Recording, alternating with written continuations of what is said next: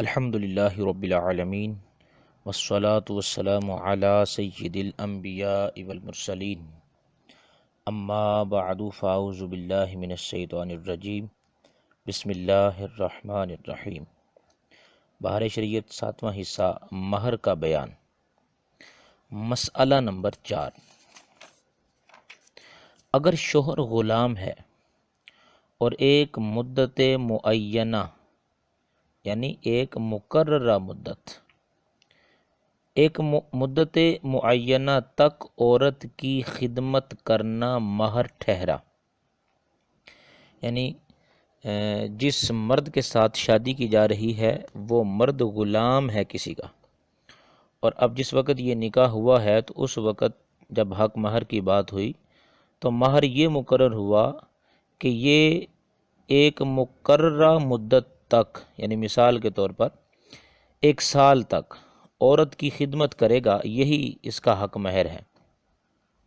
اور مالک نے اس کی اجازت بھی دے دی ہو تو صحیح ہے، ورنہ عقد صحیح نہیں۔ یعنی اس غلام کا جو مالک ہے، جس نے اس غلام کو خریدا ہے، اگر وہ اس چیز کی اجازت دے دیتا ہے کہ ٹھیک ہے عورت کی خدمت کرنا، یہ مہر بنا لو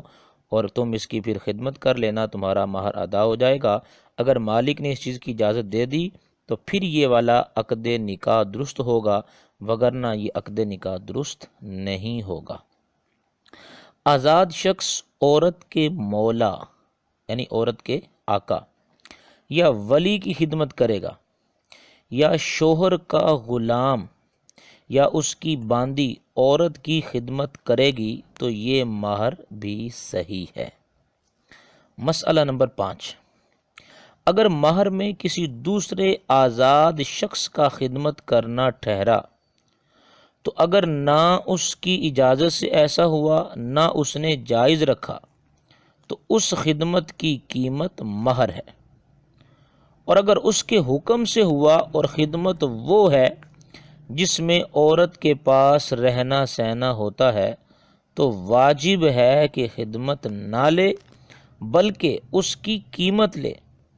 اور اگر وہ خدمت ایسی نہیں تو خدمت لے سکتی ہے، اور اگر خدمت کی نوعیت معین نہیں، نوعیت سے مراد یعنی کہ صورتحال، طریقہ اور اس کی جو قسم ہے یہ معین نہیں کہ کس طرح کی خدمت کی جو ہے وہ بات کی گئی ہے، تو اگر اس قسم کی لے گی تو وہ حکم ہے اور اس قسم کی تو یہ،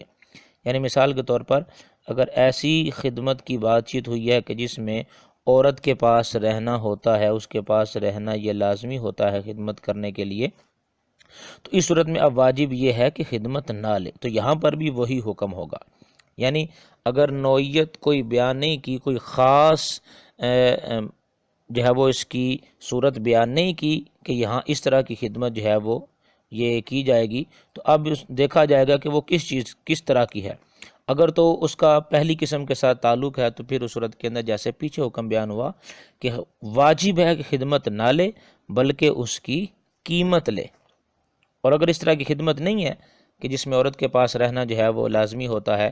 اگر اس طرح کی خدمت ہے کہ دور سے بھی جو ہے وہ کسی دوسری جگہ سے بھی وہ کام کاج ہو سکتا ہے، تو اس صورت کے اندر جو ہے وہ خدمت لینے کی اجازت ہوگی۔ مسئلہ نمبر 6، شغار کسے کہا جاتا ہے، اس کی وضاحت صاحب بہار شریعت خود ہی آگے جو ہے وہ بیان فرما رہے ہیں۔ یعنی ایک شخص نے اپنی لڑکی یا بہن کا نکاح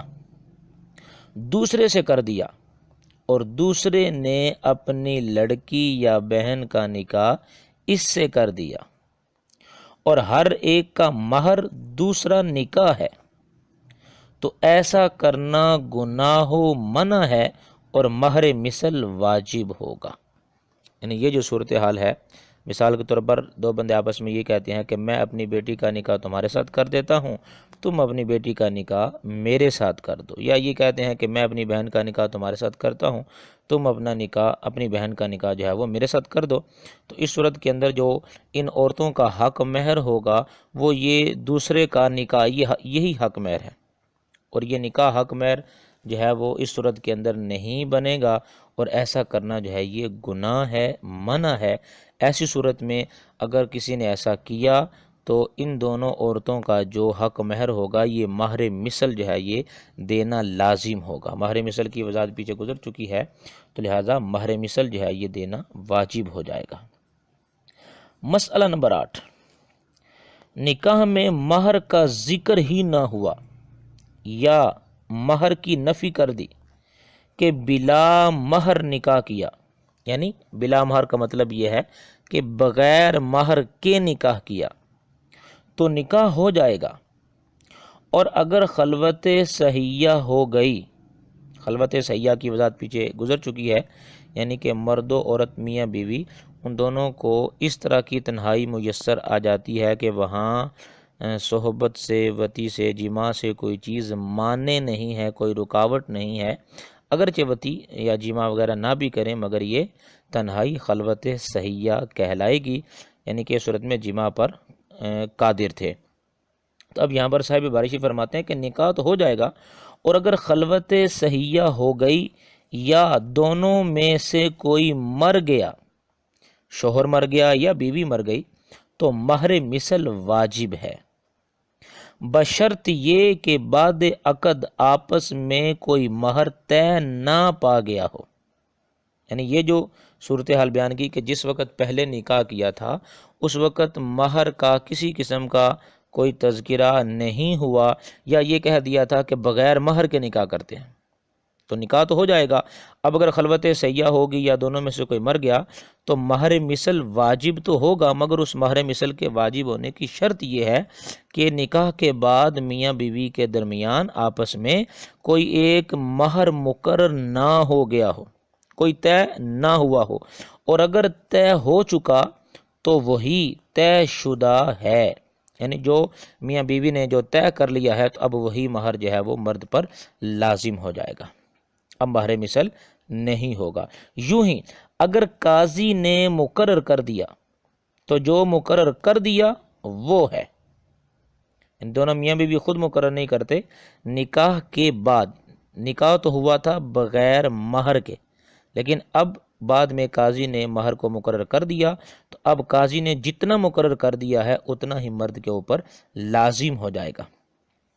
آگے صاحب باری شریف فرماتے ہیں، اور ان دونوں صورتوں میں مہر جس چیز سے مؤکد ہوتا ہے مؤکد ہو جائے گا، یعنی دونوں صورتیں جو یہ بیان کی ہیں کہ نکاح جو ہے وہ ہوا بغیر مہر کے اور بعد میں ان دونوں نے خود طے کر لیا یا قاضی نے مقرر کر دیا، تو ان دونوں صورتوں میں جس چیز سے مؤکد ہو جاتا ہے، یعنی وہ ایسا کام جس کی وجہ سے مہر کی ادائیگی لازم ہو جاتی ہے، اگر وہ چیز اس کے بعد پائی گئی تو اب وہ مہر جو ہے وہ لازم ہو جائے گا۔ اور مؤکد نہ ہوا بلکہ خلوت صحیحہ سے پہلے طلاق ہو گئی، پیچھے بھی ہم اس چیز کا تذکرہ پڑھ کر آئے ہیں کہ مہر لازم کب ہوتا ہے،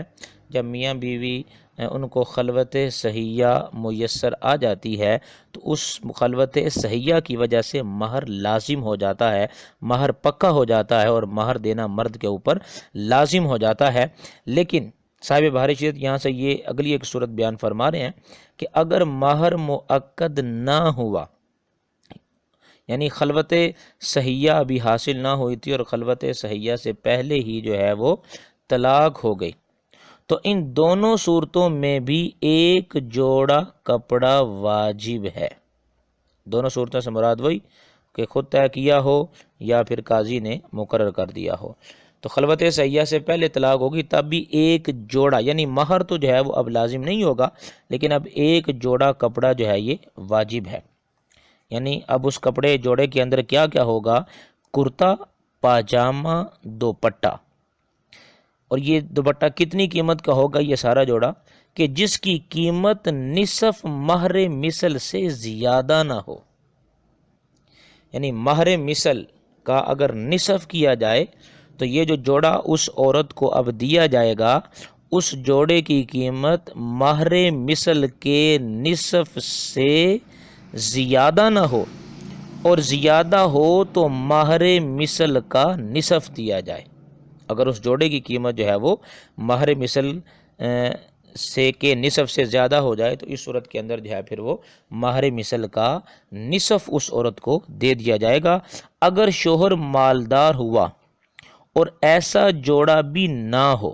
یعنی یہ اس صورت میں جوڑا دینا لازم ہوگا، اور یہ جو صورتحال ابھی مسئلہ ہم نے سنا یہ صورت ہے اگر شوہر مالدار ہو اور ایسا جوڑا بھی نہ ہو جو 5 درہم سے کم قیمت کا ہو، اتنی کم قیمت کا جوڑا جو ہے وہ نہیں دیا جائے گا۔ اگر شوہر محتاج ہو، یعنی شوہر اگر محتاج ہے تو پھر بھی کم از کم جو ہے وہ 5 درہم کا ہونا یہ ضروری ہے، اس سے کم قیمت کا جو ہے وہ نہیں چلے گا۔ اگر مرد و عورت دونوں مالدار ہوں تو جوڑا اعلیٰ درجہ کا ہو، اور دونوں محتاج ہوں تو معمولی، اور ایک مالدار ہو ایک محتاج تو درمیانی۔ یعنی یہ تینوں صورتیں جو ہے انہوں نے بیان کر دیں کہ اس صورت کے اندر کہ جب خلوت صحیحہ سے پہلے طلاق ہو گئی اور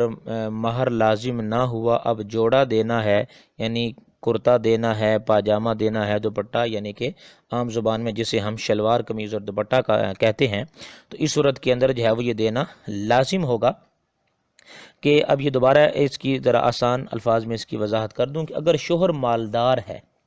تو اس صورت کے اندر جو ہے وہ جو اس کو جوڑا دیا جائے گا وہ مہر مثل کے نصف سے زیادہ نہ ہو، اور اگر زیادہ ہو تو پھر مہر مثل کا نصف دیا جائے گا۔ اور اگر شوہر مالدار نہیں بلکہ شوہر محتاج ہے تو پھر اس عورت کو جو جوڑا دیا جائے گا وہ کم از کم 5 درہم کا لازمی ہو، اس سے کم قیمت کا نہ ہو۔ اور پھر آگے جو ہے وہ صاحب بہار شریعت نے تینوں صورتیں بیان کی کہ مثال کے طور پر بعض اوقات ایسا ہوتا ہے کہ مرد بھی مالدار ہے، عورت بھی مالدار ہے، دونوں کو اللہ تبارک و تعالیٰ نے مال عطا کیا ہے، تو اس صورت کے اندر جو مرد عورت کو جوڑا دے گا وہ اعلیٰ درجے کا ہو۔ اور اگر دونوں ہی محتاج ہیں،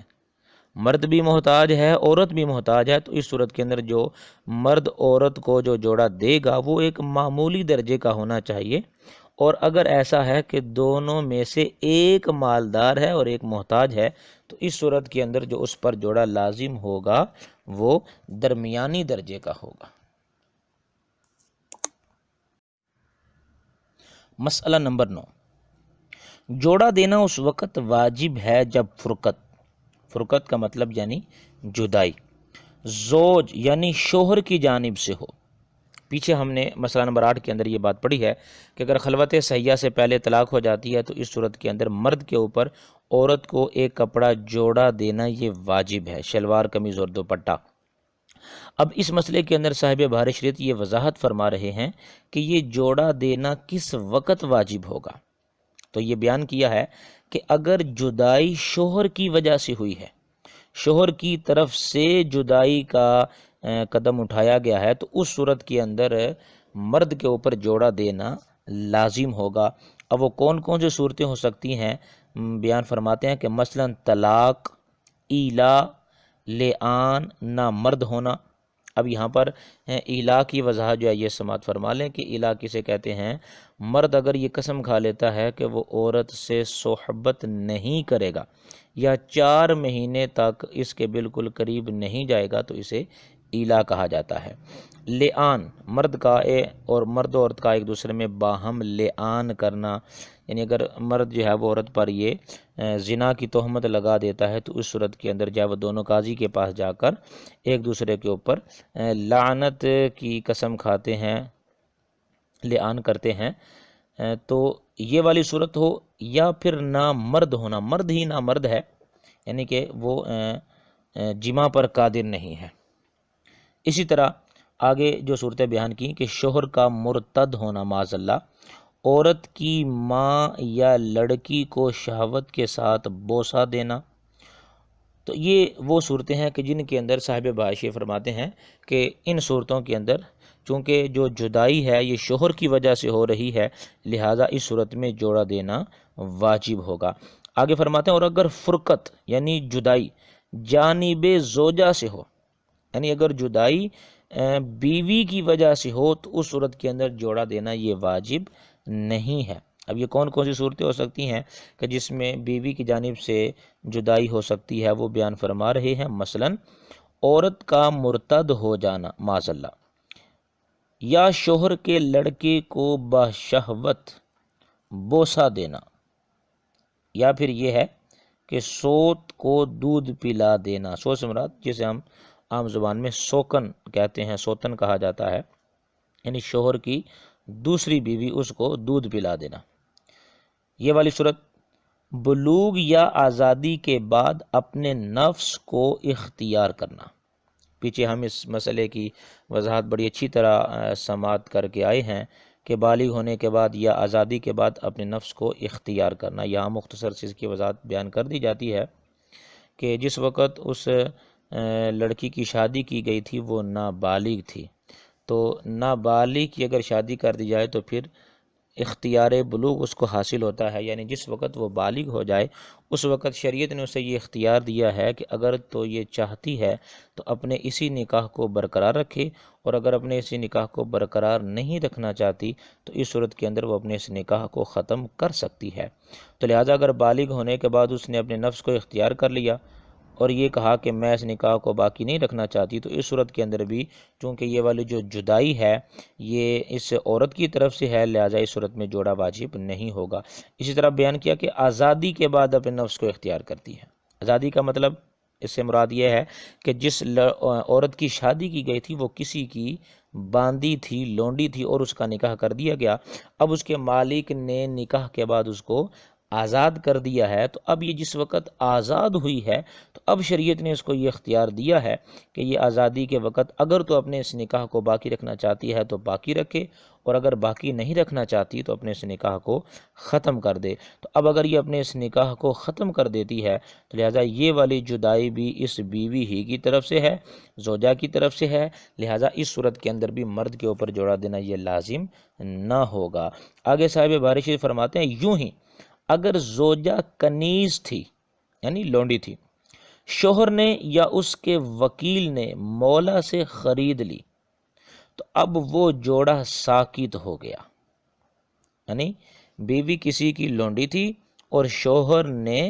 اس کے آقا کو، اس کے مالک کو یا اس کے وکیل نے اس مولا کو پیسے دے کر اس عورت کو خرید لیا، تو اب یہ والا جوڑا جو ہے وہ ختم ہو جائے گا، یہ نہیں دینا ہوگا۔ اور اگر مولا نے کسی اور کے ہاتھ بیچی، اس سے خریدی تو واجب ہے، یعنی نہ ہی شوہر نے خود خریدی ہے اور نہ ہی شوہر کے وکیل نے اس عورت کو خریدا ہے، بلکہ ان دونوں کے علاوہ کسی اور بندے نے اس مولا سے اس لونڈی کو خرید لیا ہے، تو اس صورت کے اندر جو ہے وہ اس مرد کے اوپر جو ہے وہ جوڑا دینا واجب ہوگا جدائی کی صورت میں۔ مسئلہ نمبر 10، جوڑے کی جگہ اگر قیمت دے دے تو یہ بھی ہو سکتا ہے اور عورت قبول کرنے پر مجبور کی جائے گی، یعنی ایسا نہیں ہے کہ عورت یہ کہے کہ میں نے کپڑا جوڑا ہی لینا ہے، میں اس کی قیمت نہیں لوں گی، تو کپڑے جوڑے کی جگہ اس کی قیمت بھی دی جا سکتی ہے، اگر عورت انکار کرے تو اس کو مجبور بھی کیا جا سکتا ہے کہ وہ قیمت لے لے۔ مسئلہ نمبر 11، جس عورت کا مہر معین ہے یعنی مقرر شدہ ہے اور خلوت سے پہلے اسے طلاق دے دی گئی، اسے جوڑا دینا مستحب بھی نہیں، اور دخول کے بعد طلاق ہوئی تو مہر معین ہو یا نہ ہو جوڑا دینا مستحب ہے۔ یعنی ایسی عورت جس کا مہر معین ہے تو اب اس کی دو صورتیں یہاں پر بیان کی ہیں کہ خلوت سے پہلے یعنی میاں بیوی کی تنہائی سے پہلے طلاق دے دی ہوگی، یا پھر دخول کے بعد یعنی جمع کرنے کے بعد طلاق ہوئی ہے۔ تو اگر تو خلوت سے پہلے طلاق دی ہے تو اب جوڑا نہیں دیا جائے گا، اور اگر جو ہے وہ اس کے ساتھ دخول کر لیا ہے، صحبت یا جمع کر لیا ہے، تو اس صورت کے اندر مہر معین ہو یا نہ ہو، مقرر ہو یا نہ ہو، جوڑا دینا یہ مستحب ہے۔ مسئلہ نمبر 12، مہر مقرر ہو چکا تھا، بعد میں شوہر یا اس کے ولی نے کچھ مقدار بڑھا دی تو یہ مقدار بھی شوہر پر واجب ہو گئی، بشرط یہ کہ اسی مجلس میں عورت نے یا نابالغہ ہو تو اس کے ولی نے قبول کر لی ہو۔ یعنی مثال کے طور پر جس وقت نکاح ہوا تھا اس وقت مہر مقرر کیا گیا تھا 20,000، لیکن بعد میں شوہر نے یا شوہر کی طرف سے جو اس کا ولی تھا اس نے 5,000 مزید بڑھا دی اور کہا کہ مہر جو ہے وہ 25,000 ہم ادا کریں گی عورت کا۔ تو اس صورت کے اندر یہ جو اوپر والے 5,000 نکاح ہو جانے کے بعد بڑھائے ہیں تو یہ والے 5,000 بھی دینا لازم ہوگا، مگر اس کی شرط یہ ہے کہ اسی مجلس کے اندر، اسی جگہ پر بیٹھے ہوئے عورت نے اس بات کو قبول کر لیا ہو، اور اگر عورت نابالغہ ہے، چھوٹی ہے، تو پھر عورت کی طرف سے اس کے ولی نے اس بات کو جو ہے وہ قبول کر لیا ہو، اور ساتھ ہی یہ بھی شرط ہے کہ زیادتی کی مقدار معلوم ہو، اور اگر زیادتی کی مقدار معین نہ کی ہو تو کچھ نہیں۔ اب یہ صورتحال کس طرح ہوگی کہ کس صورت کے اندر زیادتی معلوم ہوگی، زیادتی معلوم نہیں ہوگی؟ صاحب بہار شریعت آگے ایک مثال دے رہے ہیں، فرماتے ہیں کہ مثلاً یہ کہا کہ میں نے تیرے مہر میں زیادتی کر دی، یعنی بڑھا دیا، اور یہ نہ بتایا کہ کتنی، اس کے صحیح ہونے کے لیے گواہوں کی بھی حاجت نہیں۔ ہاں اگر شوہر انکار کر دے تو ثبوت کے لیے گواہ درکار ہوں گے۔ اگر عورت نے مہر معاف کر دیا یا ہبہ کر دیا ہے جب بھی زیادتی ہو سکتی ہے۔ لہٰذا ہبہ سے کیا مراد ہے؟ یعنی عورت نے وہ اپنا مہر کسی اور کے حوالے کر دیا، کسی اور کو جو ہے وہ دے دیا۔ تو اب یہ والی جو صورتحال بیان کی ہے کہ مثلاً کہا کہ میں نے تیرے مہر میں زیادتی کر دی اور یہ نہ بتایا کہ کتنی، اس کے صحیح ہونے کے لیے گواہوں کی بھی حاجت نہیں ہے۔ تو لہٰذا اس صورت کے اندر جو ہے وہ گواہوں کی ضرورت اس وقت پیش آئے گی کہ جب شوہر جو ہے وہ انکار کر دیتا ہے کہ میں نے جو ہے وہ تمہارے مہر میں زیادتی نہیں کی تھی، تو اب اس بات کو ثابت کرنے کے لیے گواہوں کی حاجت پڑے گی۔ مسئلہ نمبر 13، پہلے خفیہ نکاح ہوا یعنی پوشیدہ طور پر، اور 1,000 کا مہر باندھا، 1,000 مہر مقرر ہوا، پھر اعلانیہ نکاح ہوا 1,000 پر، تو 2,000 واجب ہو گئے۔ یہ صورتحال جو بیان کی ہے کہ پہلے جب وہ خفیہ طور پر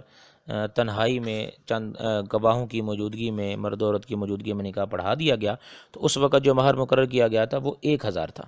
اب بعد میں جب لوگوں کے سامنے اس نکاح کو دوبارہ بیان کیا گیا، نکاح دوبارہ کیا گیا، اب وہاں پھر 1,000 مہر کا تذکرہ کیا گیا، اب صاحب بہار شریف فرماتے ہیں کہ اب یہاں پر جو ہے وہ 2,000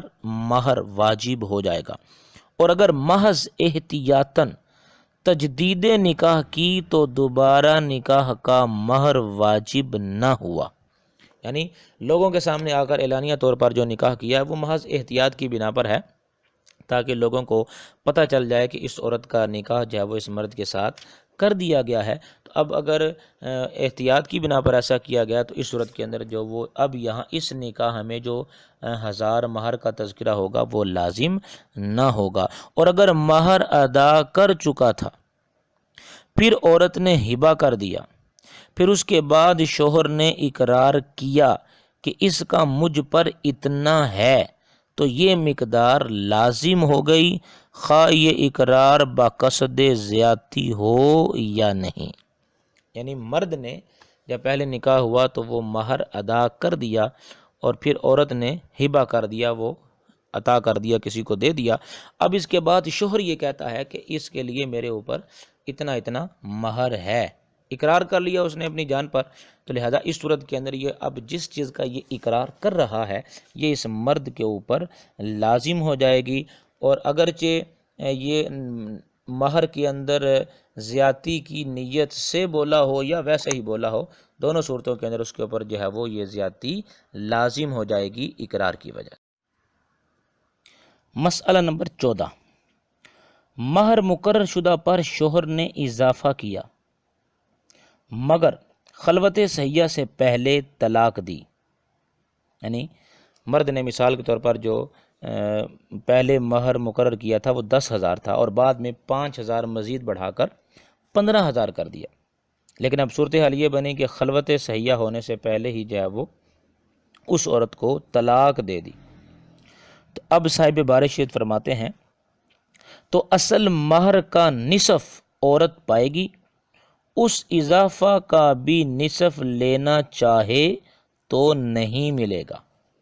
یعنی پہلے جو ابھی میں نے مثال آپ کے سامنے عرض کی کہ پہلے جو اب نکاح ہوا تھا تو مہر مقرر کیا گیا تھا 10,000، بعد میں 5,000 مزید بڑھا دیا تھا۔ تو اب صاحب بارش فرماتے ہیں اگر خلوت صحیحہ سے پہلے طلاق ہوگی تو اصل مہر کا نصف عورت پائے گی، یعنی اصل مہر جو پہلے نکاح کے وقت ذکر کیا گیا تھا وہ چونکہ مثال کے مطابق 10,000 تھا، تو لہٰذا اب اس کا جو نصف ہے 5,000 وہ اس عورت کو ملے گا۔ اس صورت کے اندر اگر وہ یہ کہتی ہے کہ بعد میں جو 5,000 بڑھایا گیا تھا اس کا نصف بھی دیا جائے تو ایسا نہیں ہے، اس عورت کو 5,000 ہی مہر جو ہے وہ دیا جائے گا۔ مسئلہ نمبر 15، عورت کل مہر یا جز معاف کرے تو معاف ہو جائے گا بشرط یہ کہ شوہر نے انکار نہ کر دیا ہو۔ عورت اگر اپنا مہر خود معاف کرنا چاہتی ہے، اپنی مرضی سے معاف کرنا چاہتی ہے، یہ اس کی مرضی پر موقوف ہے، سارے کا سارا مہر معاف کر دے یا کچھ حصہ معاف کر دے، تو شریعت نے اس کو یہ اختیار دیا، اپنا حق ہے، اپنا حق معاف کرنا جو ہے یہ بندہ یہ کر سکتا ہے۔ تو لہٰذا اس صورت کے اندر اگر وہ مہر جتنا بھی ہے معاف کر دے گی تو وہ معاف ہو جائے گا۔ اور اگر وہ عورت نابالغہ ہے اور اس کا باپ معاف کرنا چاہتا ہے تو نہیں کر سکتا، اور بالغہ ہے تو اس کی اجازت پر معافی موقوف ہے۔ یعنی اب یہ دو صورتیں بیان کر دی ہیں کہ اگر عورت نابالغہ ہے اور اس عورت کا نکاح کر دیا گیا اور جو مہر مقرر کیا گیا ہے اس عورت کا جو باپ ہے وہ اس مہر کو معاف کرنا چاہتا ہے لیکن اب یہ معاف نہیں کر سکتا، اس کی وجہ یہ ہے کہ یہ عورت نابالغہ ہے، بچی ہے ابھی، اور چونکہ اس صورت میں یہ اجازت دینے پر بھی قادر نہیں ہے، اجازت کا اختیار بھی اس کے پاس نہیں ہے، تو لہٰذا اس صورت کے اندر باپ اس عورت کی اس بیٹی کی طرف سے یہ والا مہر معاف نہیں کر سکتا۔ اور اگر بالغہ ہے اس صورت کے اندر اگر اس کا باپ جو ہے وہ اس مہر کو معاف کرنا چاہتا ہے تو یہ بات یاد رکھیے چونکہ یہ جو مہر ہوتا ہے یہ خالصتاً عورت کا حق ہے،